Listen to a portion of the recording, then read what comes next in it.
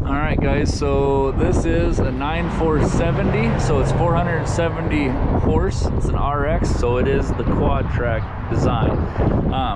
So when you guys are doing your video, you will be doing the 620 RX, but the frame is basically the same. This one has the Deere engine, where the other one's going to actually have a Cummins engine on it. So just kind of a quick walk around on here. The cooling package is very, very large just to accommodate all of that. We look at here, we got hydraulic cooler. This is going to be probably your AC, it looks like, judging by the line. Yep. And then this is going to be your air-to-air. And then this one back here is going to be actually your engine.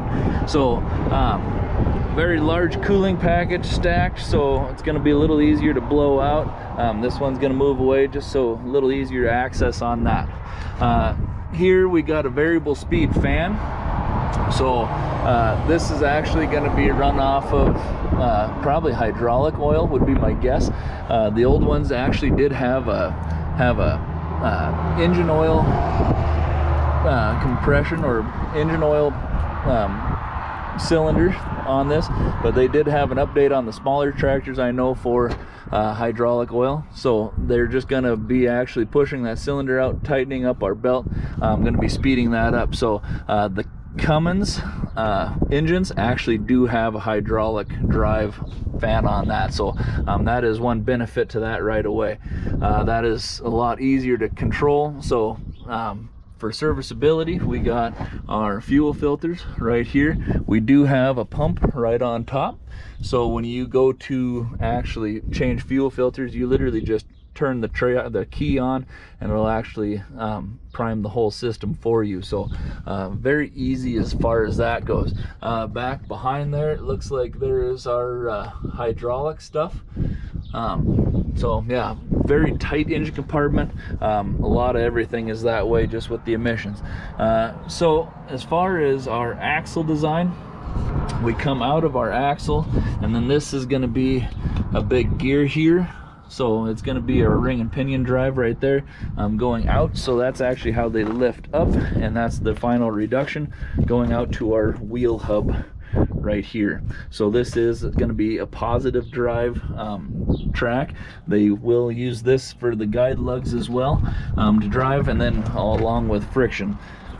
The major difference with this from the case is we have two idler rollers and quite a bit larger diameter front and rear idlers, so we've got to watch that.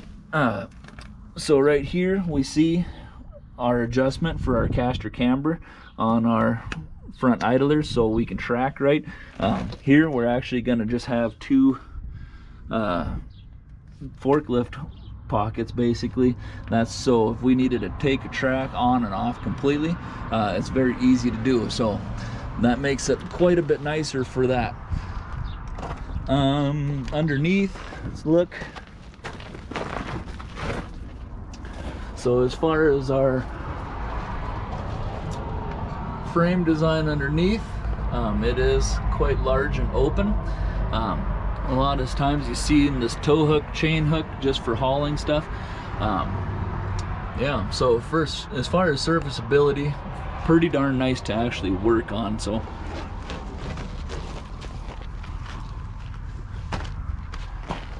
this is equipped with the 36-inch wide belts just for the power and the flotation. Here we got our oil filter, other stuff like that. And then we have our center section here. Okay, the major difference on this versus the case quad track, we still have our center hinge up top and our center pin down below, but those are just for literally center pivot. That's for our articulation. We don't have any side-to-side movement as far as twisting goes, and that's where this gudgeon bearing, John Deere has used this for a long time. So right here, this whole housing is going to have a bearing right here and a very large bearing right there, and then we're going to be able to pivot in there as well. So you look at that, we have almost about 1.5 feet roughly of leverage points there. So the longer that point or that width is, we got a lot more leverage on our side. We don't take out the bearings near as often. So they actually do send our power right through that as well. For our drive line, we got our transmission filters right here and hydraulic filters right there as well. So this one is equipped with our PTO. It's coming out the top right up there. And then we got, the one thing with these tractors is they are getting quite a bit tighter all the time too. So the old ones had a lot more room underneath. We're just getting a lot more compact because components are getting bigger all the time too. So this is actual our hydraulic tank right here, which is definitely low. That transmission's only going to have about 2 inches of oil on it all the time. They're going to pump it out. So that is the very large difference in these tractors versus the case. As far as fuel tank goes, they literally have this fuel tank wrapped around our center hinge over top our back. Any inch of spare area that we could utilize for fuel, they're going to do it just so you can stay in the field a little bit longer. So one other thing, we look at our cylinders. Okay, very large, and then we actually have our bump stops right there. So then we have a tow point here too. So if this tractor was equipped with a tow cable, it's actually going to have a clevis mounted here, and then the cable is going to be strewn throughout. That way when you're pulling on these tractors, when they get bogged down, normally you're going to try to pull the air seeder or whatever's behind it with it. It's going to pull from the back. That's going to eliminate the basically trying to pull the tractor in half. So this is going to be your hookup point for that. So underneath, we look at our axle design. Same thing as basically on the front.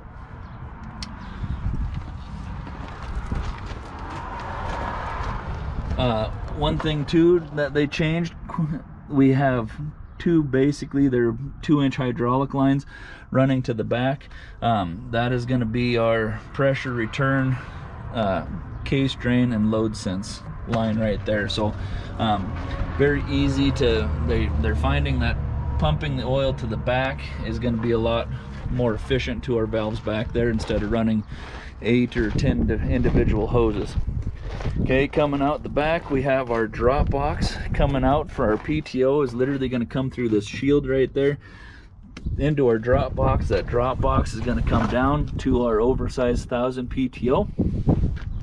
Okay, and then those hydraulic lines are going to be right there coming into our hydraulic stack. Okay, so we got 4 remotes and then a power beyond, case drain, and then our case drain is actually up here. So we got power beyond, and then that's going to be our load sense coupler. So trailer circuit, and then our ISO implement connector as well. So that we got lots of extra space to put weight kits on here. We can fit 4 or 5 weights there. There again, right up here we got even some more room. So when these tractors are getting 620 horse, we just have we got to be able to put on all that weight to get that power to the ground. Okay, pretty clear view from the hydraulic port up to the tractor cab, so pretty nice on that.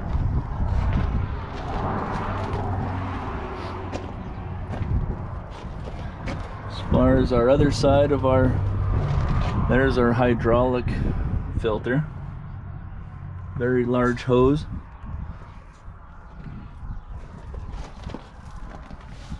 Okay, climbing in.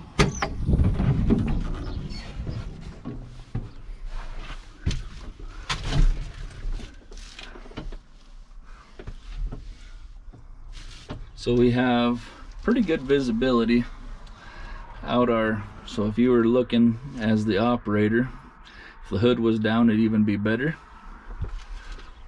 So it as far as visibility goes, you can't see the muffler very well. They have it hidden behind this pillar, so from the operator standpoint, it is wide open. So you can still see the top of your tracks. Can't really see in front of the tracks very much, but you can still see pretty darn good.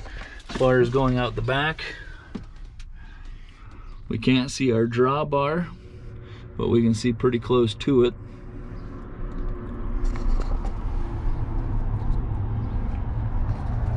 And then as far as our console goes, this is going to be our performance monitor. You could actually add another monitor onto right here. These are actually video links right there. So we could actually put another monitor right here and put our GPS right there, or they opt to have the big screen right here. So we can run everything, our GPS, performance monitor, everything, our air seeder, everything off this monitor, which is awesome as far as you don't have the cluttered cab. We do have a power shift in here, so you simply up, down, and then we have our speed control here. So that's park. They're just going to lock the two transmission clutch packs together to cause park. And then we have our electric over hydraulic SCV valve. So then our auto steering gauge, fuel efficiency manager, engine, and then all of our controls, much like everything, pretty much everything's running this same kind of a control pad, just for easier use. If it was had a 3-point hitch, that dial would be right here for the 3-point, and then one of these SCVs would take over as our 3-point. So we got sunshades all around the cab, so just a lot of creature comforts in here as well. So lots of storage areas. This one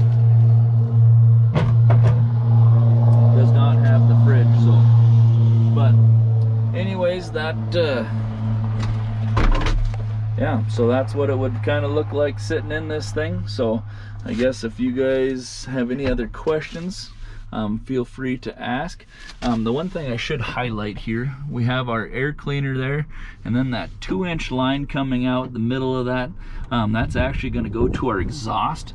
That is actually going to be our part of our pre-cleaner. They're going to create a kind of a cyclone effect, throw the dirt particles out before it hits our filter. So our engine air filter is actually right outside this door for very, very ease of use for servicing. So that is very, very nice. So yeah, until the next time, you guys have a good one. Take care.